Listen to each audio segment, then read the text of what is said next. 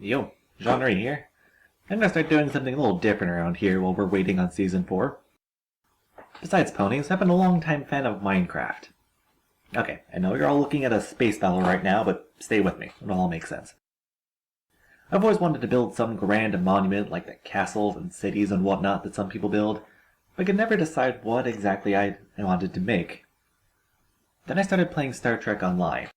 I rose to the ranks and eventually purchased this Fleet Advanced Research Science vessel here.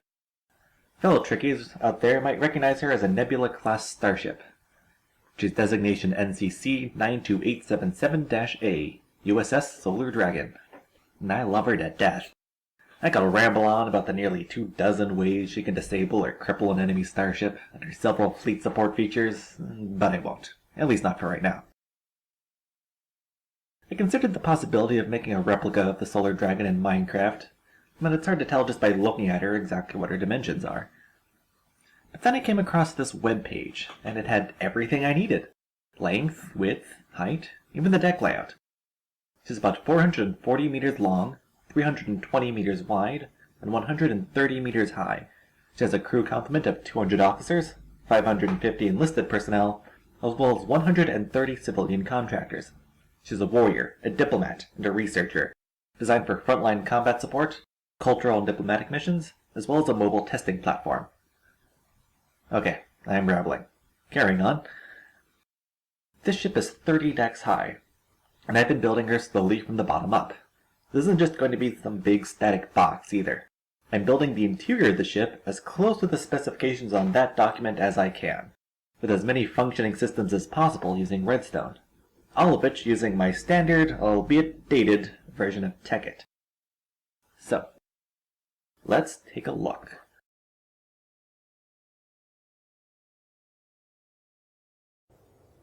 Welcome aboard the U.S.S. Solar Dragon.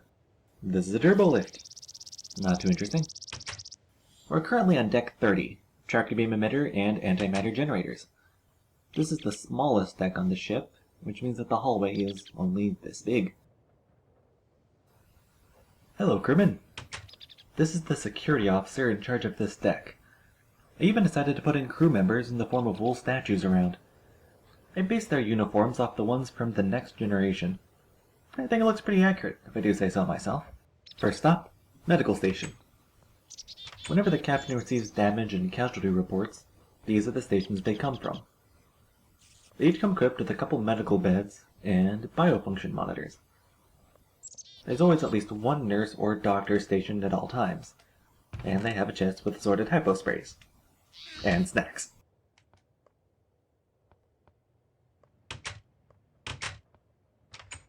Next up, the antimatter generators. Behold, the warp core, in all its unfinished glory. I do have a redstone circuit in there to make those red lights strobe like they're supposed to. But the sequencer causes terrible lag on my machine, so I just have to leave it out.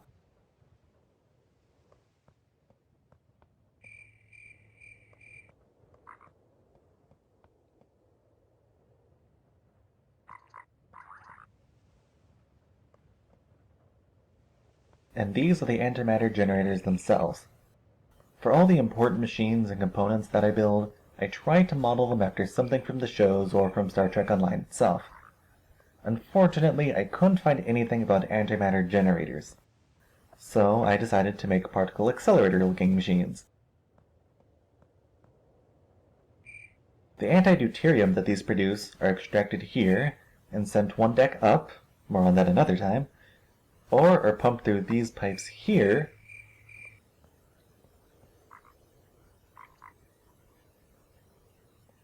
to the antimatter injectors, and up the warp core to the reaction chamber.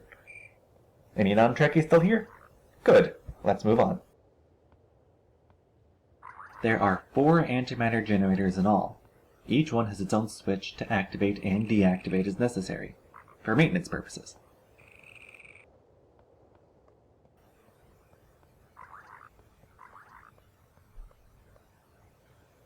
There's also a generator malfunction alarm on this deck. What kind of malfunction, do you ask? Well, let's flip some switches and find out. Let's bring generator 3 offline. No, nothing yet.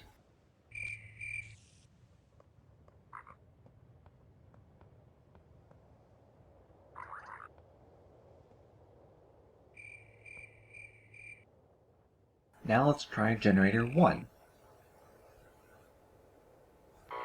Yeah, that did it.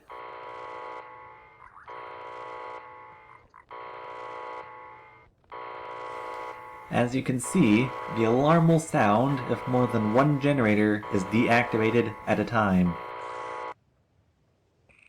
Huh, that's better.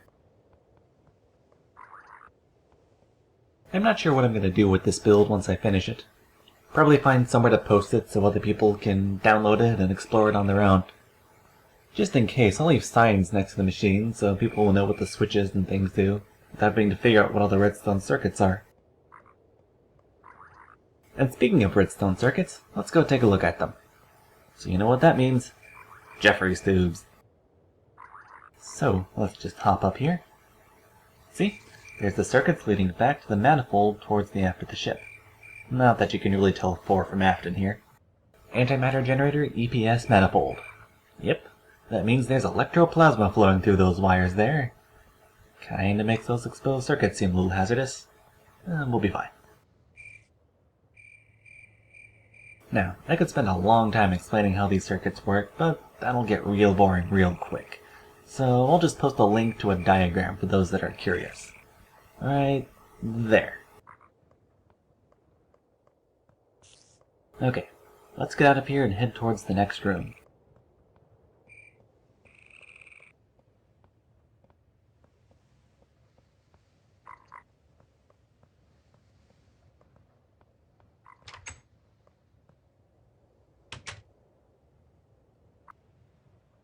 Here we have the ASRVs, or Autonomous Search and Rescue Vehicles, better known as escape pods.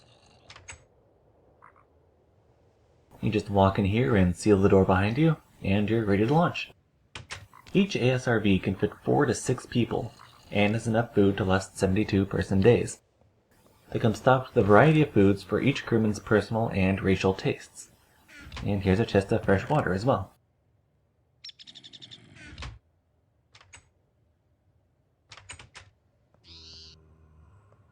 There's another one down this corridor, but it's exactly the same.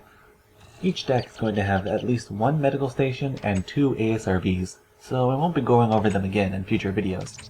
And now for tractor beam operations, my personal favorite. Let me tell you, I get so much use out of this thing in-game. And here is a graviton generator. Gravitons are elementary particles that pull matter towards themselves. Project a condensed field of those at a location, and you can hold or pull anything light enough to be affected by the field. These generators are actually in-game science consoles, so I had a definitive model to base them on. See how this guy has a gold bar on his shoulder? That's because he's an officer instead of just a crewman. His rank is petty officer, while this one here is a chief. Together, they run the graviton generators and the tractor beam emitter. Half generator, center generator, 4 generator, and main power. Emitter will not engage unless all generators are active. So, let's go activate some. Let's activate generator 1. Good. And now generator 5. Okay.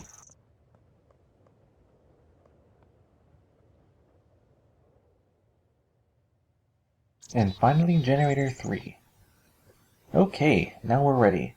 Engaging emitter main power. The tractor beam is now active. Let's go see it in action. This is the tractor beam emitter. When I was building it, I really wanted it to both light up and extend outward at the same time. But that wasn't really possible, so I just settled with lights.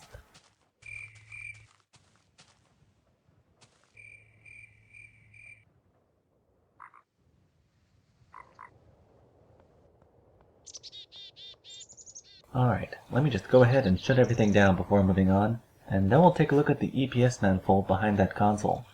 If you thought that last one was a little complex, then this system's a doozy. Or maybe they're both childishly simple. I don't know.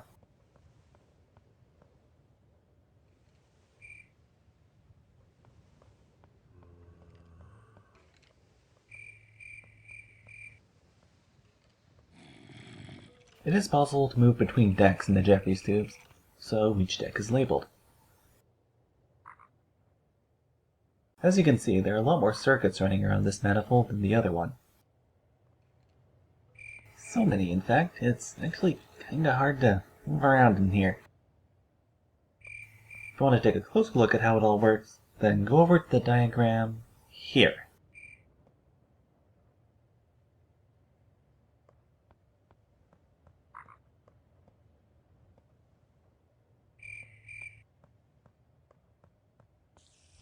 So, that's everything there is on Deck 30. I'd like to thank you for sticking around and taking the full tour. There's one last thing I want to show you before I go.